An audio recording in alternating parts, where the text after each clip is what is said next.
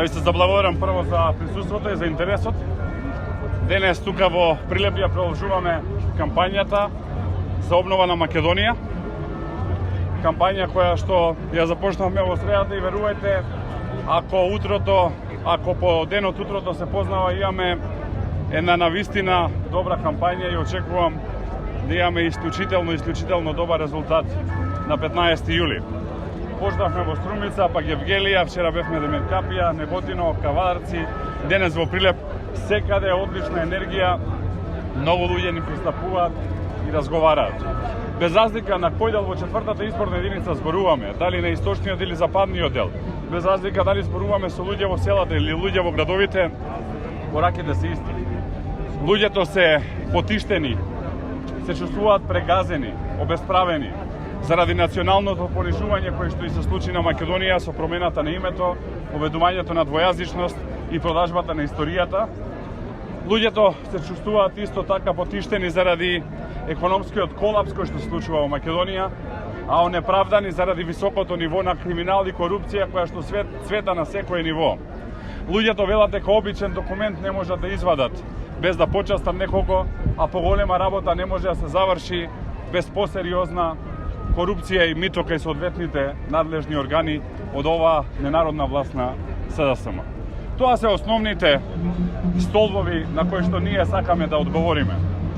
Во нашата програма за обнова на Македонија сериозно ќе се посветиме на овие столбови. Зачувување на македонското национално достоинство.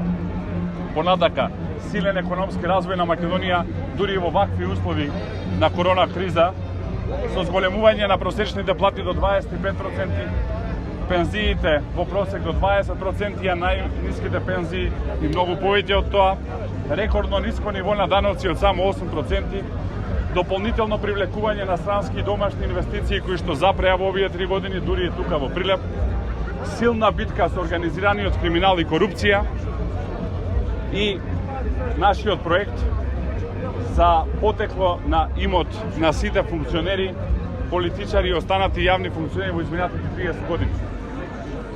СДСМ се покаже и Зоран Заев во овие 3 години дека има високо ниво на некомпетентност, дека не знае да се справи нити со економската криза, нити со ковид кризата.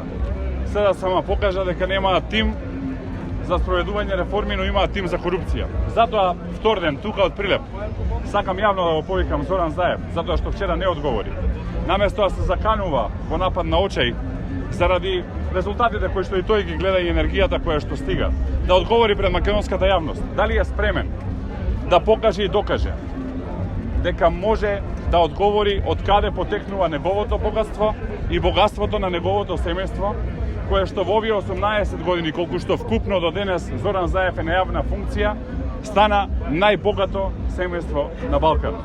Тоа е прашање кое што очекувам денес да биде одговорено. Второто прашање на кое што нема одговор, а се уште го бараме повеќе од година и пол, е зошто се донесе закон за тутун во 2019 година, со кој што закон за тутун се дозволи да се увезува тутун пред да се откупи домашниот тутун. И зошто за оваа година има подпишано договори за 20 милиони тони тутун, иако вкупните производствени капацитети во Македонија се некаде 25 до 27 милиони тутун. И што ќе се случи со овие 5 до 7 милиони кои што ќе останат?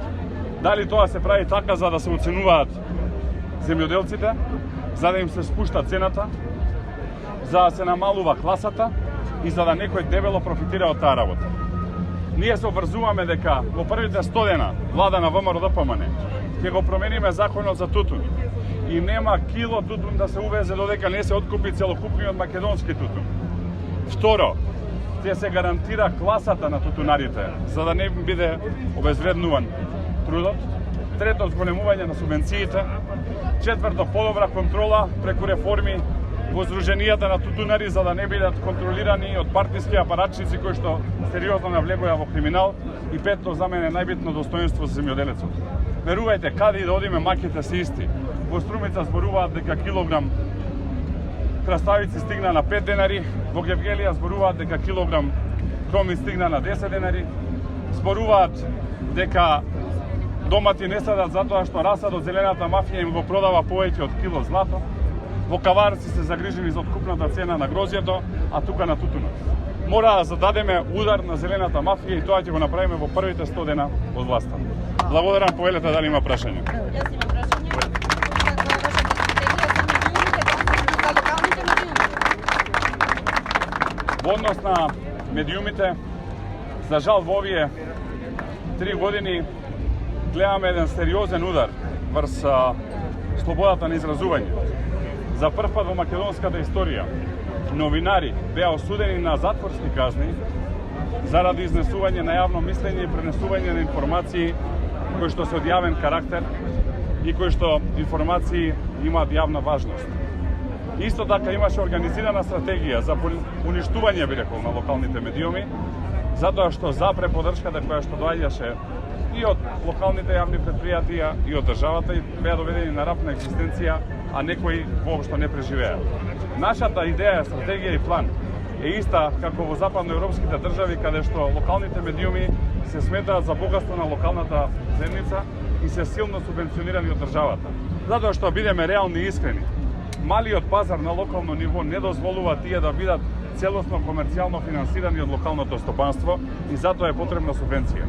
Секако ние се надеваме и на силен економски развој кој што ќе окрене локалното стопанство, но паралелно е потребна субвенција за да опстанат локалните медиуми, затоа што тоа што можете да го слушнете на локален медиум во Прилеп, никогаш не можете да го чуете за Прилеп на централен медиум. Кажете ми, дали граѓаните ќе одлучуваат врз основа на програмите кои партиите ги напишаја или пак врз основа на тоа што ги слушаат аудио и видео бомбите по интернет? Една програма може? Благодарам, добро прашање. Ова е нашата програма, проект Обнова, со која што се обврзуваме на преку 1000 проекти последните 4 години. Има една суштинска разлика помеѓу ВМРО, ДПМН и СДСМ. Ние тоа што го ветуваме, го остваруваме. Тоа што СДСМ го ветува после 3-4 години не го гледам. Еве ќе наборам неколку примери за регионот.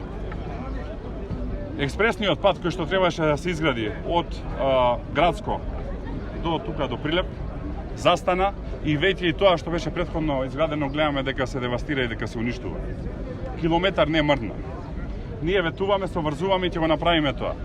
Изградба на автопатско решение кое што треба да ја поврзе централна со западна Македонија, односно изградба на патот од Градско, експресниот пат од Градско до Прилеп, кој што треба да продолжи како автопат од Прилеп до Битола и од Битола до грчката граница.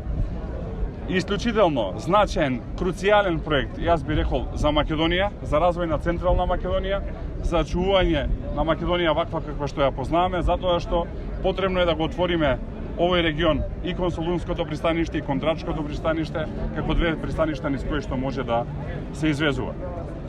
Исто така, гледаме голем број нереализирани ветувања или промашени ветувања во делот на гасификацијата која што никаде ја нема. И можам вакви да бројам милијадници. Нашата цел е да ја промовираме оваа програма и со оваа програма да ја добиеме довербата. Рекла казала муабети или нешто што некој мисли дека е на еден или на друг начин. Нити сме се занимавале во минатото, нити ќе го правиме во еднината. Ние пресконференции со прислушувани разговори во кои што ќе слушаме за појата на плочките во одреден стан, нема да правиме како што не правиме и во моментов.